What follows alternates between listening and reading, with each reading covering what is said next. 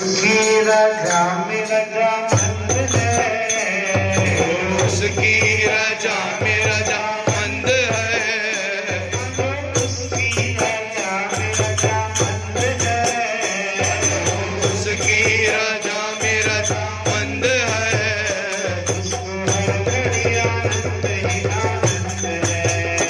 उसको हर घड़ी आनंद ही आनंद है, उसको हर घड़ी आनंद ही आनंद है, उसको हर घड़ी आनंद ही आनंद है, उसको हर घड़ी आनंद ही आनंद है।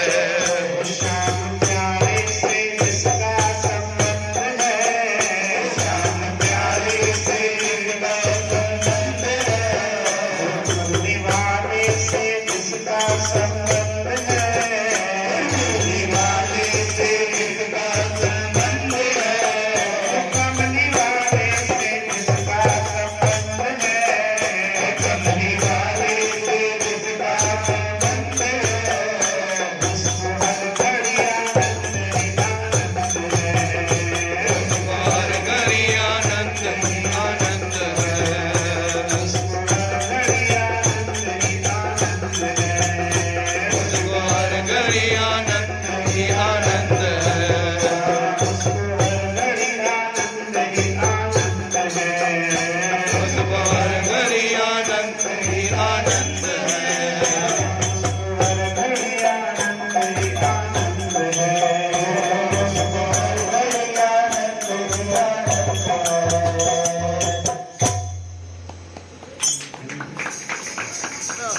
हिंदी में बोले, हिंदी में बोले। सही हिंदी हिंदी हिंदी।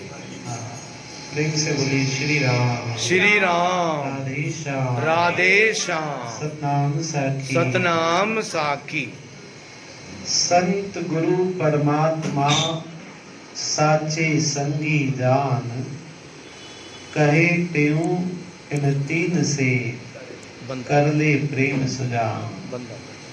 आचार्य सदगुरु स्वामी देवराम महाराज अपनी अमृतमय वाणी के अंदर उपदेश लिखते हैं कि इस संसार में हमको कितने ही संबंधी मिलेंगे, कितने ही मित्र मिलेंगे, कितने ही संगी साथी मिलेंगे, पर संसार में जो भी इस मानव शरीर में आया है उसका एक प्रारब्ध लिखा हुआ है कि कितने समय तक वो हमारे साथ रहेंगे, कब किसी का प्रारब्ध पूरा होने वाला है।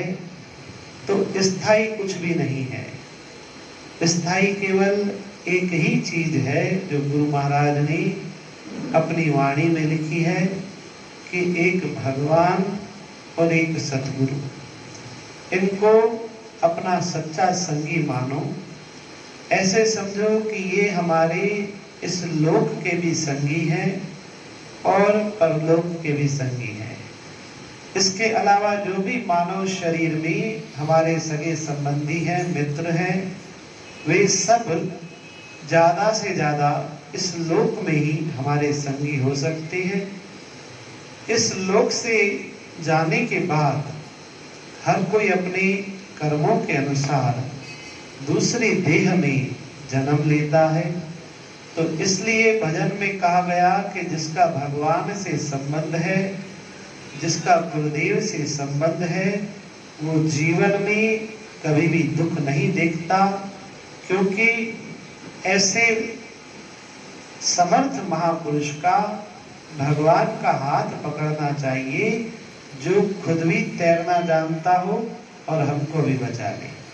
जैसे पानी में कोई व्यक्ति डूब रहा हो तो उसको बचाने के लिए जो आएगा उसको तैरना आता हो तो ही बचा सकता है। तो ये संसार एक भवसागर है। यहाँ पर कितने ही लोग इस सागर में डूब जाते हैं, पर कौन बचता है? जिसको गुरुदेव हाथ पकड़कर बाहर निकालते हैं। और एक और बात जो ध्यान, 80 लाख योनियां हैं इस संसार में और कोई भी गुरु नहीं करता है, केवल एक हम गुरु कर सकते हैं। गुरु के चरण पकड़ सकते हैं, उनके सानिध्य में रह सकते हैं।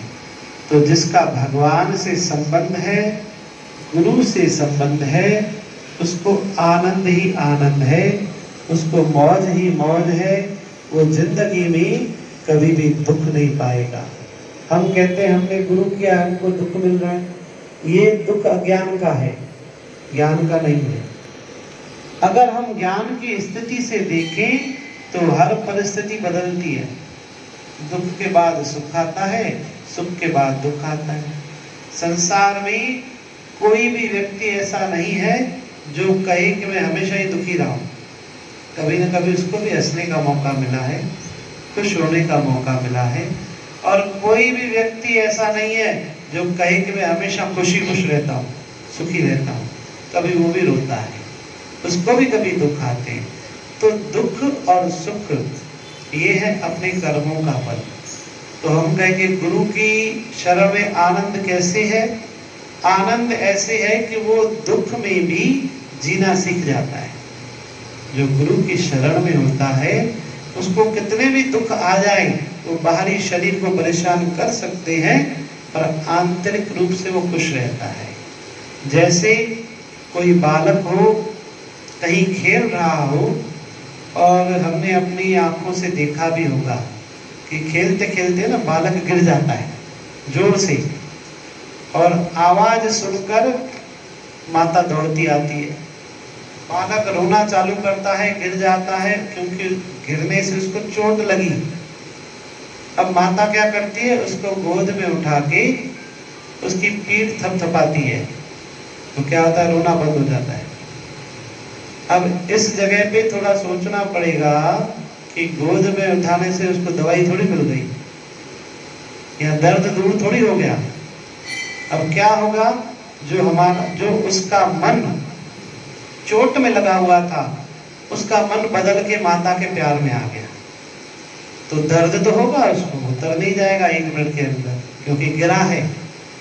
पर माता की गोद प्राप्त हुई तो दर्द भूल गया है, सही, पर भूल गया वो, क्योंकि दर्द से ज्यादा उसको माता की गोद प्रिय लगी और माता का स्पर्श मिला। तो उसी तरीके से जो सतगुरु की शरण में होता है, ऐसा नहीं है कि जिंदगी में कर्मों के हिसाब से उसको दुख नहीं मिलेंगे, वो मिलते हैं। कौन भी हो, संत महापुरुष भी हो, उनको भी पिछले जन्म के कर्मों के हिसाब से सुख दुख भोगना पड़ता है। पर जो गुरु की शरण में होता है उसका ध्यान गुरु की कृपा पे चला जाता है कि मेरे ऊपर कितनी कृपा है। और जो शरण में नहीं होता है वो कहता है मेरे को दुख ही दुख है, मेरे को परेशानी है, मेरे को तकलीफ है। तो हम गुरु की शरण में रहते हैं, उसका मतलब ये है कि हमारा ध्यान सुखों की तरफ होना चाहिए, दुखों की तरफ नहीं। तो महापुरुषों की शरण, भगवान की शरण क्या करती है? हमको जगाती है कि झूठी ममता से करके किनारा, लेके सच्चे प्रभु का सहारा। मीराबाई भगवान की शरण में थी।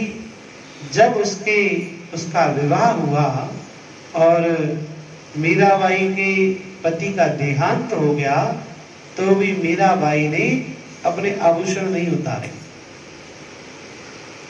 वो कहती थी कि मेरे शरीर के पति, उनका प्रारब्ध इतना था, पर मेरे जो जन्म जन्म के पति हैं, कौन? मेरे तो गिरधर गोपाल दूसरों को, बचपन से लेकर। ये तो शादी उसको मजबूरी करनी पड़ी, नहीं तो वो भगवान को ही अपना सर्वस्व मानती थी। इसलिए भगवान ने भी कदम कदम पर उसका साथ दिया। जब जहर का प्याला आ रहा था तो मीराबाई को उसकी सखी ने सावधान किया कि आपके पास जो प्याला आ रहा है वो भगवान का प्रसाद करके आ रहा है, पर वो नहीं पीना, उसमें जहर है।